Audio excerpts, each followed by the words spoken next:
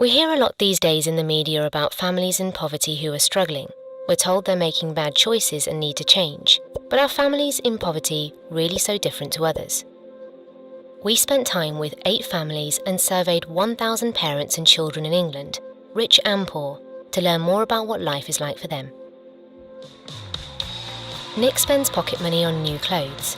His parents buy him tickets to music festivals, and his uncle arranges work experience in his international company. Rose gets second-hand clothes from her friends, stops asking for a music magazine because mum could not afford it, and works in the local leisure centre. Frances gets an iPad from her parents.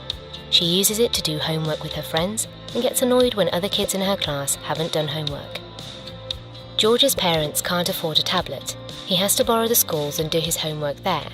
He does it alone so his friends don't see, and he struggles with homework because he can't take it home, and then feels upset when people think he hasn't bothered.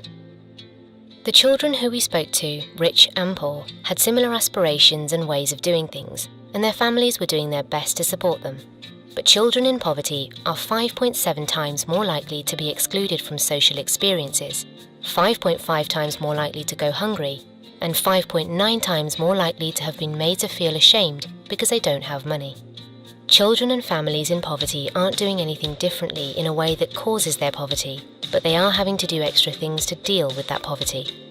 Together, we can help these families by campaigning and working to reverse the cuts made to poorest families' incomes, make sure all families have enough to live on, make sure that children in poverty aren't excluded from experiences and activities, change how we talk and think about poverty so that people aren't made to feel ashamed or different.